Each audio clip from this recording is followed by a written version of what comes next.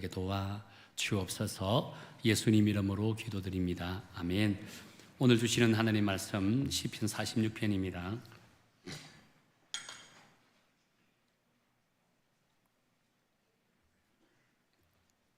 (46편) 1절부터 11절까지 한 절씩 교독해 나가도록 하겠습니다. 제가 먼저 하나님의 말씀 읽겠습니다. 하나님은 우리의 피난처시요 힘이시니 환난 중에 만날 큰 도움이시라. 바닷물이 솟아나고 뛰놀든지 그것이 넘침으로 산이 흔들릴지라도 우리는 두려워하지 아니하리로다.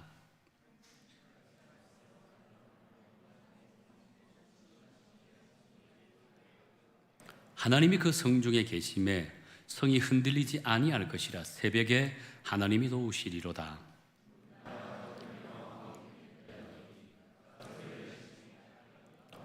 만군의 여호와께서 우리와 함께 하시니 야곱의 하나님은 우리의 피난처시로다.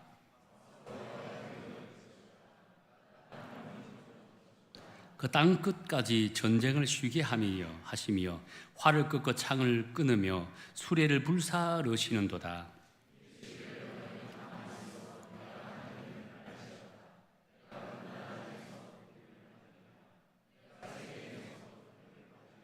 같이 읽겠습니다. 만군의 여호와께서 우리와 함께 하시니 야곱의 하나님은 우리의 피난처시로다. 아멘. 근간에 언론을 통해서 우리에게 많이 소개된 안타까운 그런 기사가 있죠. 서희초 교사 자살 사건입니다. 교사로 임용된 지가 채 2년도 되지 않고 고작 나이도 23세, 23살 정도밖에 되지 않는 젊은 여선생님이 스스로 생을 마감했다. 참 이 소식을 듣고 이 기사를 읽을 때 가슴이 참담했습니다. 그러면서 한편으로는 한국 정말 교육의 현장이 이렇게 무너지고 있구나라고 하는 생각이 드니까 우리 한국의 미래가 정말 이렇게 기대감을 전혀 갖지 못하게 되는 그런 안타까운 일들이 벌어지고 말았다는 겁니다. 여러분들은 이 소식을 듣고 어떤 마음을 가진지 모르겠지만 비록 저는 교회 교육의 지도자지만 세상 교육의 지도자 역시 마찬가지로 다음 세대에 대한 교육을 책임지고 있는 그런 교사잖아요. 다음 세대에 대한 책임을 지고 있는 그 교사의 강단의 권위가 한순간에 무너진다는 것은 그만큼 한국 교회의 현실이 참담하기 거지없다라고 생각을 한다는 겁니다. 그 사건의 내용을 보니까 그 여선생님의 반에 한 학생이 자신의 앞에 앉은 그 학생의 이마를 연필로 좀 긁었다라고 합니다. 그런데 피해를 입은 학생의 학부모가 학교를 찾아와서 그 교사에게 폭언을 퍼부었다라고 합니다. 어떤 내용인지에 대해서는 자세히 설명하지 않아도 우리 충분히 알 수 있습니다. 요즘 한국의 학부모님들이 자기의 자녀가 조금이라도 어려움을 당하면 그냥 견디지 못하다고 하잖아요. 우리 여성교회 성도님들은 그렇게 하지 않겠죠. 또 하지 말아야 되고요. 그 폭언을 들었던 선생님의 마음이 얼마나 참 절망적이었겠습니까? 뿐만 아닙니다. 학생들이 선생님을 향해서 계속 외치는 소리가 있었다고 합니다. 조그만 일만 있어도 선생님 때문이야, 선생님 때문이야, 선생님 때문이야. 어느 정도 그 선생님에게 이 용어가 고통으로 다가왔냐면요, 학교에 이제 출근하는 길에 아이들의 그 선생님 때문이야 라고 하는 소리가 환청으로 들리게 되겠다라고 합니다. 여러분, 그런 상황이라면 잠이라도 제대로 자겠습니까? 얼마나 고통이겠습니까? 스스로 생을 마감할 정도의 고통으로 그 선생님에게 다가왔다는 거예요. 그런데 저는요, 이 기사를 읽으면서 한편으로는 참으로 안타깝고 아쉬운 마음이 들더라고요. 왜냐하면 혹이나 이 선생님 옆에 위로하고 격려하고 함께 아파주고 울어줄 수 있는 그런 친구가 있었더라면, 그 이야기를 들어줄 수 있는 은사라도 있었더라면 과연 이 선생님이 이 극단적인 행동을 했을까라고 하는 안타까운 마음, 아쉬운 마음도 들기도 했습니다. 저 이 기사를 읽으면서 오래전에 읽었던 한 사건이 생각이 났습니다. 한 젊은 자매의 이야기인데요. 이 자매는 요리하는 것을 대단히 좋아했다라고 합니다. 그래서 세계적인 요리사가 되고 싶어서 이제 대학도 요리학과에 진학을 했다라고 합니다. 실제로 대학을 다니면서 세계 요리 국제 요리대 경연대 나가서 금상까지 받을 정도로 장래가 촉망받는 그런 자매였다라고 합니다. 그런데 이 자매가 중도에 학교를 그만둬야 될 상황이 생겨버렸습니다. 2학년도 되지 않아서 자기를 가장 아끼고 사랑해 주셨던 자신의 아빠가 급성간경변, 간경화가 걸렸다고 합니다. 급성간경화가 걸리면 이 간 이식을 며칠 안에 하지 않으면 죽는다고 합니다. 그래서 부랴부랴 자신의 간의 70%를 아버지에게 이식을 해 주었다고 합니다. 자, 그렇다 보니까 온전한 몸을 가질 수 있을까요? 근데 그것보다 더 중요한 것은 수술비가 7천만 원이나 나왔다고 합니다. 그 7천만 원의 수술비 감당할 수 없는 어려운 환경이었습니다. 어쩔 수 없이 학교를 그만두고 자신이 이제는 집안의 가장으로서 가족들을 먹여 살려야 되겠다라고 생각해서 이제 일을 하기로 했다고 합니다. 근데 폐차 트럭이나 다름이 없는 차를 구입해서 뭐랬냐면 이 차에 이게 이동식 커피점을 이렇게 차렸다고 합니다. 이게 도로 다니면서 이 커피를 파는 이 푸드 트럭을 운영한 거죠. 근데 여러분 푸드 트럭을 운영하면 지정된 장소 외에는 쉽게 이렇게 장사를 할 수 있는 것이 아니잖아요. 요즘은 좀 많이 그래도 그게 선풍적인 인기를 끌어서 단속이 조금은 덜하지만 과거에는 엄청나게 단속이 심했습니다. 가는 곳마다 단속 직원들이 찾아오니까 도망가고 또 도망가고 또 도망가고 그렇게 일을 하다 보니까 이 자매의 마음은 어떨까요? 하루 일 마쳐 집으로 돌아오면 절망 그 자체라고 했습니다. 진짜 모든 것을 내려놓고 싶은 그런 마음이었다고 합니다. 자신 어깨에 짊어지고 있는 그 무거운 짐이 감당하지 못할 정도로 그 버거운 그런 짐으로 여겨지니까 진짜 생을 포기하고 싶은 그런 마음이 너무 많았다고 합니다. 자, 그런데 이 자매에게는 아주 좋은 한 친구가 있었습니다. 항상 위로해주고 격려해주는 친구가 있었는데요. 이 친구가 하루에 성경책을 하나 선물을 하더랍니다. 그러면서 하는 말이 힘들 때 이 성경 읽어봐 라고 이야기하더랍니다. 하루 일을 맡기고 집에 돌아와서 얼마나 피곤하겠습니까? 얼마나 힘들겠습니까? 그래서 만사를 제끼놓고 친구의 말대로 성경을 읽기 시작했다고 합니다. 매일매일 저녁마다 성경을 읽었습니다. 피곤을 뒤로 한 채 성경을 읽었습니다. 처음에는 이해가 되겠습니까? 이해가 되지 않잖아요. 그런데 읽으면 읽을수록 이 성경을 읽으면 읽을수록 마음에 평온함이 찾아오더라는 겁니다. 마음이 평온함이 찾아오니까 어느 순간 자신도 모르게 하나님 앞에 기도하고 있더라는 거예요. 이 자매는 이 순간 이후로는요 얼굴에 웃음기를 놓치지 않았다고 합니다. 자, 그런데 중요한 것은 이 자매의 사연이 SNS를 통해서 네티즌들이 알려지기 시작했습니다. 여러 곳에서 도움의 손길을 뻗쳤습니다. 어떤 한 분은 지금 비어있는 이 건물을 그냥 공짜로 임대해 주겠다라고 하는 분도 있고, 시설비를 내가 도와주겠다는 분도 있었고, 결국은요 도네이션 받았던 그 비어있는 당분간 돈을 임대료를 전제내지 않고 그 건물을 얻어서 시설비까지 후원받아가지고 이제는 실내 커피점을 하나 만들었다라고 합니다. 그때 이후로 이 자매의 삶이 달라졌다, 풍성해졌다라고 이야기한다는 거예요. 저는 이 두 기사, 두 자매의 이야기를 비교해 보면서 같은 또래의 나이잖아요. 전혀 다른 환경입니다. 이 같은 또래 전혀 다른 환경에서 어려움을 겪었지만 주변에 누가 있는지, 누가 격려하고 누가 위로해 주는 사람이 있는가에 따라서 그의 인생의 삶이 달라진다는 겁니다. 우리의 인생의 주인공이 누구인지를 아는 사람과 그렇지 못한 사람의 인생의 결과가 달라지는 것을 보게 된다는 겁니다. 세상은 누구나 할 것들이 세상 속에 살아가면 우리 그리스도인들은 힘들고 어려워요. 반드시 힘들고 어려움을 겪게 되어 있습니다.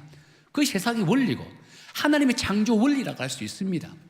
그럼에도 불구하고 힘들 때 어려울 때 나에게 힘이 되어주고 위로가 되어주고 함께 울어주고 웃어줄 수 있는 그런 믿음의 동력자가 있다는 사실, 내 인생의 주인공이 누구인지를 정확하게 안다는 이 사실만 깨닫게 될 때 우리의 삶의 결과가 달라진다는 겁니다.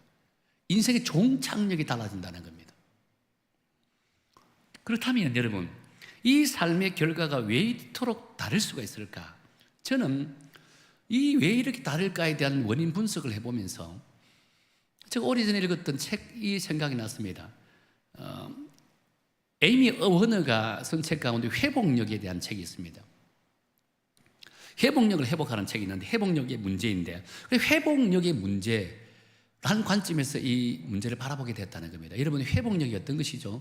원래 제자리로 돌아가는 힘이 바로 회복력이라 할 수 있습니다.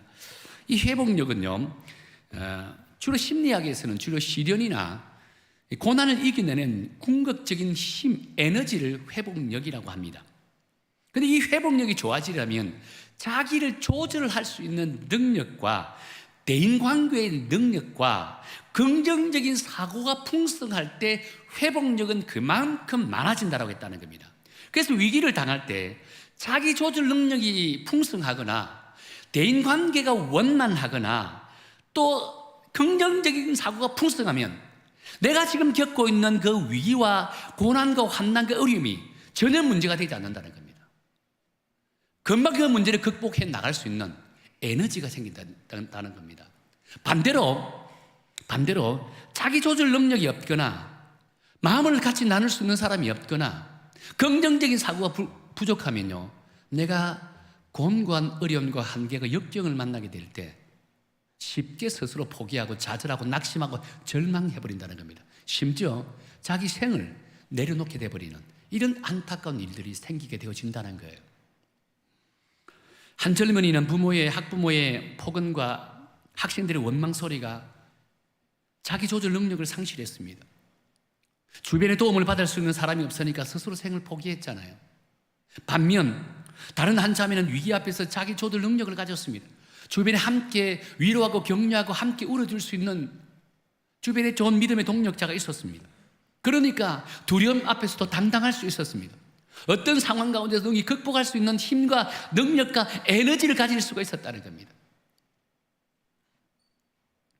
그러면서 에이미 워너 교수는요, 결론적으로 이런 자기 조절 능력을 키우기 위해서는 여러 가지 자기 마인드 컨트롤 훈련을 해야 되는데, 이 마인드 컨트롤 훈련 가운데 가장 합당하고 가장 영향력 있고 좋은 훈련 방법은 신앙 훈련이라 했습니다. 신앙 훈련. 신앙 훈련 가운데 다양하게 있겠죠. 큐티 훈련이나 기도 훈련이나 다양한 훈련이 있겠죠. 이 신앙 훈련이 자신의 자기 조절 능력을 키워나가는데 가장 좋은 힘이 되어진다라고 이야기했다는 거예요.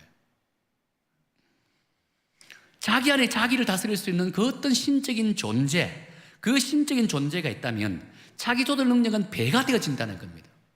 여러분 스스로 한번 돌이켜보세요. 과연 나는 나 자신을 컨트롤할 수 있는 신적인 존재가 어느 정도 내 삶의 부분을 차지하고 있는지 스스로 돌이켜보세요. 나 스스로를 컨트롤하고 조절할 수 있는 능력이 풍성하다면 어떤 삶의 고난과 환난 앞에서도 역경 앞에서도 결코 좌절하지 않습니다. 그런데 나를 조절할 수 있는 능력이 요만큼만 있다면 내가 고난을 겪거나 역경을 당할 때 절망이 먼저 합니다. 어떨 때는 스스로 포기하고 싶은 그런 마음들이 생기게 된다는 겁니다. 오늘 우리가 함께 읽었던 시편 46편은 아주 우리에게 이런 관점에서 대단히 중요한 교훈을 주는 그런 말씀이라고 할 수 있습니다. 이 시편 46편은 역사적인 배경, 이 시편 46편이 기록될 역사적인 배경은 열왕기하 19장 사건이 역사적인 배경이라고 할 수 있습니다. 여러분, 열왕기하 19장 사건이 어떤 사건이죠? 여러분, 우리가 너무 잘 알고 있는 사건의 내용입니다. 그 사건의 핵심적인 내용이 뭐냐면 그 당시의 왕은 히스기야 왕입니다.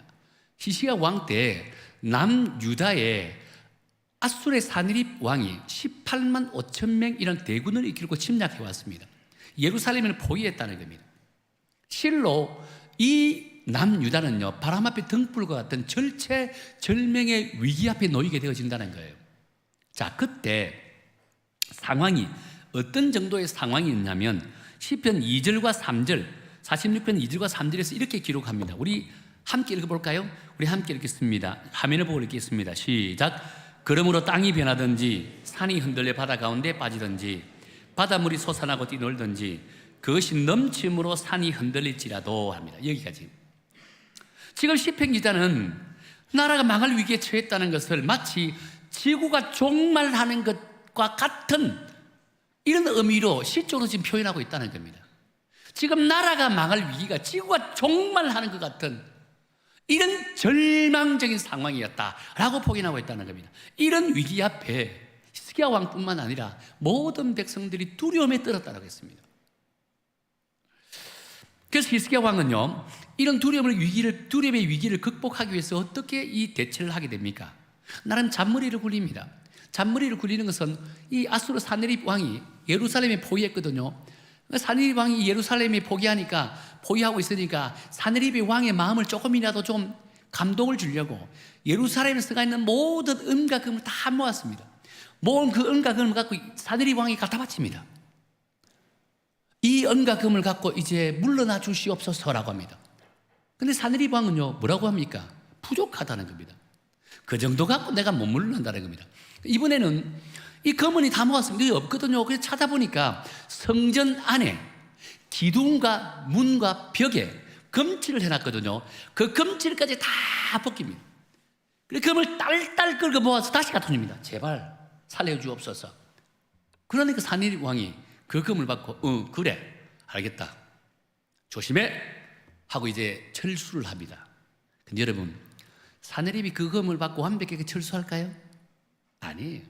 철수하다가 곧장 다시 예루살렘을 침범해내는데 이번에는 막 굶주린 늑대처럼 그냥 달려들기 시작합니다. 그러니까 이제는요, 히스기야 왕이 할 방법이 없습니다. 금은 뭐가 다 주었죠. 할 수 있는 거 다 했습니다. 세상적인 방법 다 도구했습니다. 마지막으로 애굽에 갔더니 도움을 요청했습니다. 애굽에 도움을 요청하니까 애굽은 노라고 할 게 없습니다. 그러자 하나님 앞에 찾아갑니다. 하나님 앞에 납작 엎드린다는 겁니다. 하나님 살려주옵소서. 이 전쟁은 하나님이 개입해 주셔야 됩니다. 하나님이 은혜 주셔야 됩니다. 하나님이 역사해 주셔야 됩니다. 통곡하면서 하나님 앞에 기도하는 거예요. 이것이 오늘 본문의 히스기야가 이렇게 하나님 앞에 기도드렸던 본문의 내용의 말씀이라고 할 수 있다는 겁니다. 역사적인 배경 내용이라고 할 수 있다는 겁니다. 처음부터 하나님께 매달렸더라면, 처음부터 하나님 앞에 나왔더라면 어떤 일이 벌어졌을까요? 사실 당시 히스기야 왕은요, 이스라엘의 그 어떤 왕들보다 대단히 경건한 왕으로 인정을 받았습니다. 나이 25세 때 왕이 되었습니다. 왕이 돼서 그가 한 치적들을 보면 뭐라고 되어 있냐면요, 여호와 보시기에 정직하게 행하고라고 합니다. 그럼 정직하게 행한 것이 무엇일까요? 왕이 되자마자 전국에 깔려있는 산당들을 다 없애버렸습니다. 왜냐하면 산당들이 있으니까 산당에 다 모여서 성전에 와서 하나님께 제사를 드려야 되는데 성전에 모이지 않고 산당에 같이 자기 편리대로 하나님께 제사를 드리는 겁니다. 그러니까 하나님께 제사를 받을까요? 안 받는 겁니다. 구약시대 때는 하나님 임재하는 곳이 어디죠? 예루살렘 성전입니다. 그런데 예루살렘 성전에 모이지 않고 어디에? 각 지역마다 자그마한 산당을 만들어서 거기에 모여서 제사를 드리는 겁니다. 그래 하나님이 진노하는 거예요. 근데 이 히스기야가 왕이 되자마자 그 산당들을 다 제거해버렸습니다. 오직 하나님이 임재하시는 예루살렘 성전에서 예배를 드려야 된다. 이 종교개혁을 단행했다는 겁니다. 뿐만 아니죠, 전설적인 성물이었던 놋뱀이라는 게 있습니다. 구약시대에 보면 놋뱀 사건이 있습니다. 놋뱀을 파괴시켜버렸다는, 깨뜨려버렸다는 겁니다. 대단히 용감한 왕이었습니다. 하나님으로부터 인정받는 그런 왕이라고 할 수 있었다는 겁니다. 그래서 신학자들이 가장 이스라엘과 유다 가운데 통치했던 왕들이 42명입니다. 42명 왕들 가운데 가장 하나님의 마음에 합한 왕을 꼽으라니까 다윗과 히스기야 왕을 꼽는다는 겁니다. 이 다윗과 히스기야 왕 외에는 하나님의 마음에 합한 왕이 전혀 없다라고 이렇게 평가할 정도입니다. 그 정도로 경건한 왕이 히스기야 왕이었다는 겁니다. 그런데 이렇게 경건하고 신앙적으로 좋은 왕이었던 히스기야가 사네립이 18만 5천 명을 데리고 예루살렘 성을 뺑뺑 둘러싸고 공격을 해오자 두려움의 질식을 해버렸다는 겁니다. 두려움의 질식하니까 하나님이 보이지 않습니다. 누가 보인다고요? 사람들이 보이는 거예요. 사람이 보이는 거예요. 문제가 보이는 거예요. 그러니까 온갖 인간적인 방법을 동원할 수밖에 해요. 정말 경건하고 정말 하나님의 합한 왕처럼 행동했더라 하려면 그 사내립이 둘러싸고 공격을 해온다 할지라도 제일 먼저 하나님 앞에 엎드려야 되는 거예요. 하나님과 관계 속에서 문제를 풀리고 노력해야 된다는 겁니다. 그래서 사내립이 우리하지 못했다는 겁니다. 두려움이 몰려드니까 숨을 쉬지 못할 정도로 질식하게 됩니다. 그러니까 하나님이 보이지 않는 거예요. 하나님이 보이지 않는 거예요. 세상 방법만 보였다는 겁니다. 우리 주변에도 평소 믿음을 생활을 잘하는 사람 같이 보였던 그런 우리 성도들 가운데 갑자기 사업에 어려움이 몰아치고 육신이 문제가 생기고 막 이렇게 예기치 않은 그런 환난과 고난을 경험할 때 한순간에 신앙이 무너져 버리는 그런 분들을 종종 보게 됩니다. 한순간에 신앙이 무너져 버리는 그런 경우들을 보게 된다는 겁니다. 다시 말해서 회복 탄력성을 잃어버리는 그런 성도를 보게 된다는 거예요. 왜 그럴까요? 왜? 저는 교회 부임하기 전에 제 인생에서 최고의 어려움을 한번 겪어보았습니다. 근데 여러분 막상 어려움을 겪어보니까요, 어떻게 그 문제를 해결해 나가야 될지 전혀 모르겠더라고요. 사실 그동안 저는 미국에서 목회할 때나 한국에서 목회할 때 항상 저에게 붙이는 칭호가 있습니다. 교회든 노예든 교단이든 문제가 생긴 교회, 생긴 노예, 생긴 교단에 그 문제를 해결해 나가는 해결사 목사로 이렇게 칭호를 받았습니다. 그런데 막상 나 자신에게 큰 문제, 위기가 닥치니까 아무것도 보이지 않더라고요. 그냥 모든 것 내려놓고 싶더라고요. 포기하고 싶더라고요. 하나님이 보이지 않아요. 정말 목사인데 죄송하지만 기도가 생각나지 않아요. 그냥 절망 속에 빠져 있으니까 그냥 모든 거 내려놓고 싶은 밖에 없습니다.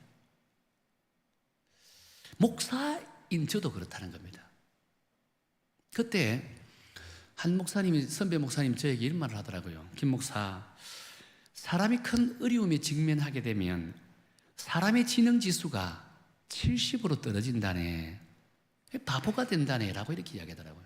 실제 그렇더라고요. 어려움을 겪으니까 제가 마치 전능화가 되더라고요.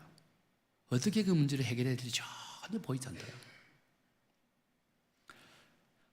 자, 그런데 중요한 것은요, 여러분, 이런 두려움과 환난 중에 우리가 기억해야 할 것은 하나님께서는 당신의 택함받은 백성들이 당하는 그 두려움과 환난을 결코 내버려 두지 않으신다는 거예요.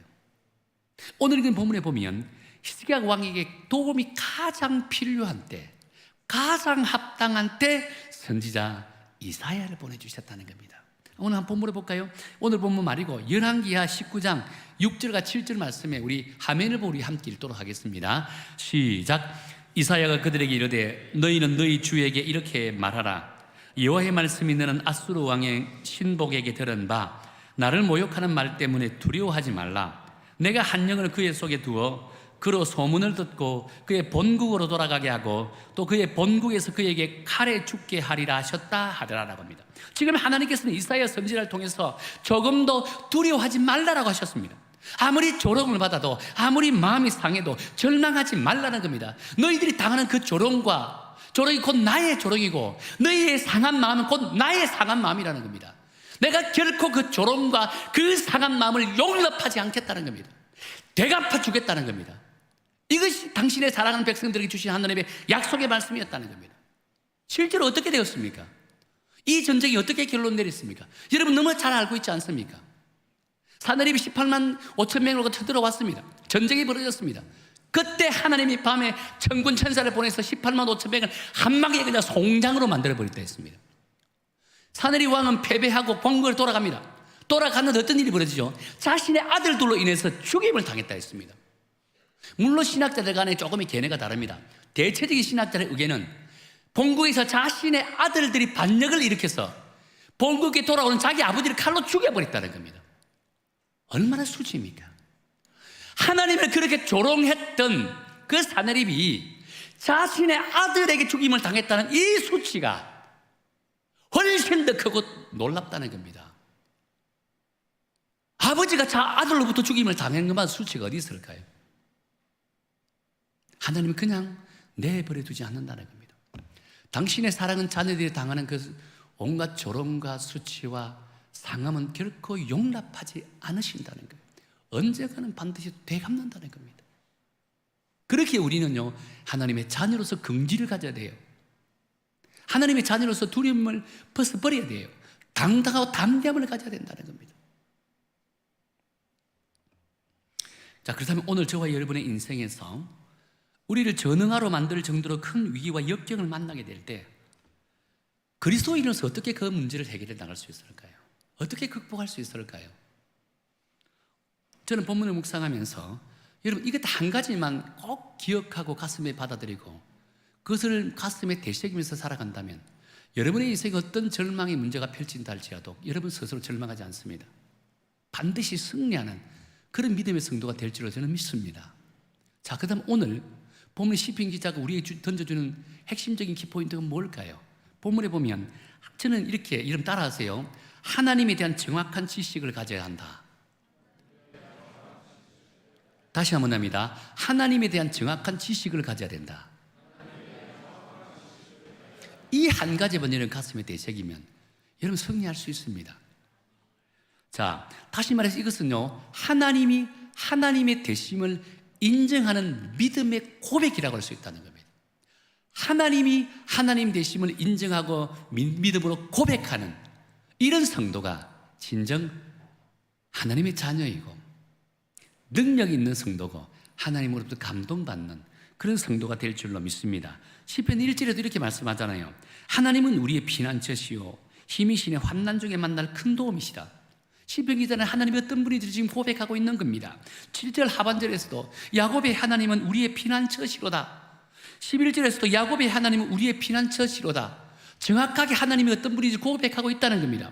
우리가 하나님의 자녀라고 생각한다면 우리의 인생에서 어떤 위기나 역경을 만나도 하나님이 어떤 존재인지를 정확하게 인식하게 된다면 그것은 문제가 되지 않는다는 겁니다. 그 고난이 되지 않는다는 겁니다. 오늘 본문의 시편 기자는요, 하나님은 우리의 피난처라고 이렇게 고백하고 있잖아요. 여러분, 피난처는 어떤 의미입니까? 당시적인 의미로서는요, 적의 화살이 공격할 때 그것을 막을 수 있는 견고한 요새가 피난처라고 할 수 있습니다. 여러분, 바다에 가면 방파제라는 게 있습니다. 방파제가 왜 방파제를 만드는 줄 아세요? 폭풍우가 몰아치고 해일이 몰아치고 큰 파도가 높은 파도가 몰아칠 때 배를 지켜주기 위해서, 보호하기 위해서 이 방파제를 만드는 거예요. 방파제 안에 배만 두면요, 어떤 해일이 몰아쳐도 높은 파도가 몰아쳐도 방파제 안에 있는 배들은요, 안전하다는 겁니다. 하나님이 우리에게 방파제 되시는 하나님이시라는 겁니다. 세상에 어떤 높은 파도가 우리에게 휘몰아버리는 고통을 준다 할지라도, 어떤 절망적인 문제, 절체절명의 위기 앞에 놓였다 할지라도 방파제 되시는 전능하신 하나님이 우리를 지켜주시고 보호해 주시기 때문에 우리는 두려워하지 않는다는 거예요. 이 믿음을 갖는 것이 대단히 중요하다는 겁니다. 이 믿음을 가지고 있는가 가지고 있지 않은가의 차이가 삶의 결과가 달라진다는 거예요. 그렇습니다. 시편 기자는 피난처 되신 하나님, 이 하나님 우리의 삶의 전부가 된다는 사실을 고백합니다. 우리의 생명이 되시고 우리의 삶의 주관자가 되시고 우리의 삶의 시작과 마지막이 된다라고 고백하고 있다는 겁니다. 그래서 2절과 3절에서 이렇게 고백하는 겁니다. 그러므로 땅이 변하든지 산이 흔들려 바다 가운데 빠지든지 바닷물이 솟아나고 뛰놀든지 그것이 넘침으로 산이 흔들릴지라도 우리는 두려워하지 아니한다라고 했다는 겁니다. 지금 내일 지구가 종말한다 할지라도 우리는 두려워하지 않는다는 겁니다. 왜? 우리에게는 전능하신 하나님이 계시기 때문이라는 겁니다. 자, 그렇다면 오늘 보면 역사적인 배경 속에 등장하는 주인공이었던 히스기야 왕, 이 히스기야 왕은 평소에 하나님 잘 믿었다 했죠. 종교개혁까지 단행하며 신정정치를 펼치려고 노력을 했다 했습니다. 이런 왕이 왜 사내립 앞에서는 그렇게 비굴하고 연약하고 나약한 자의 모습을 가지고 있었을까요? 저는 본문을 묵상하면서 이 시점, 사내립 왕이 쳐들어왔을 때 이 시점은 이 히스기야 왕이 단순한 믿음을 가지고 있었지 하나님에 대한 올바른 지식은 별로 없었다, 부족했다라고 생각한다는 겁니다. 그러나 하나님을 믿는 것과 하나님에 대한 올바른 지식을 가지고 있는 것과는 하늘과 땅 차이입니다. 여러분들이 지금 교회에 나와서 예배 드리는 것은요, 하나님 믿기 때문에 와서 예배 드리는 거예요. 근데 하나님의 지식을 하나님에 대한 정확한 지식을 알고 예배 드리는 사람이 과연 얼마나 있을까요? 사내립이 그랬다는 겁니다. 그러니까 히스기야 왕이 그랬다는 겁니다. 그래서 사내립이 쳐들어왔을 때 어떤 행동을 펼칩니까? 세상에 눈을 돌린다는 겁니다. 온갖 잔머리를 굴립니다. 온갖 인간적인 방법을 다 동원한다는 겁니다. 결과론적으로 어떻게 됩니까? 자신의 뜻대로 됐습니까? 아니잖아요. 더 큰 어려움에 봉착하게 됩니다. 더 큰 어려움에 봉착하게 되니까 그때서야 하나님을 바라보는 거예요. 하나님 내 힘으로 안 됩니다. 내 능력으로 안 됩니다. 이제 하나님밖에 없습니다라고 납작 엎드리는 거예요. 근데 만일 이런 문제 생겼을 때 제일 먼저 세상을 의지하지 않고 검은 보화를 의지하지 않고 하나님 앞에 먼저 납작 엎드리더라면 어떤 일이 벌어졌을까? 여러분, 히스기야 왕은요, 이제서야 하나님 앞에 납작 엎드려진다는 겁니다. 이제서야 하나님에 대한 지식을 알아간다는 겁니다. 자, 보세요. 이 사건 이후에 20장에 넘어가 보면 또 다른 사건이, 열왕기야 20장에 넘어가면 또 다른 사건이 벌어지게 되는데 어떤 사건이냐면 이제 히스기야 왕이 죽을 병에 걸렸다라고 하는 소식을 듣게 된다는 겁니다. 열왕기야 20장 2절과 3절에 보면, 자, 죽을 병에 걸렸다라고 하는 이사야 선지자로부터 이야기를 들었을 때 히스기야 왕이 어떻게 대처하는가에 대한 기록되어 있는데, 이 대처 방법은 이전과 확연히 다른 것을 보게 됩니다. 우리 함께 읽도록 하겠습니다. 시작. 히스기야가 낯을 벽으로 향하고 여호와께 기도하여 이르되, 여호와여 구하오니 내가 진실과 전심으로 주 앞에 행하며 주께서 보시기에 선하게 행한 것을 기억하옵소서 하고 히스기야가 심히 통곡하더라 라고 합니다.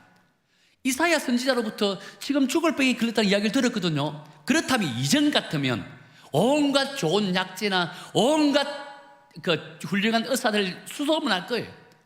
왕이기 때문에 얼마나 돈이 많을까요? 전 세계적으로 좋은 의사와 약을 수소문할 겁니다. 그리고 나서 병이 고치지 않으면 그때 또 하나님 앞에 나갈 거예요.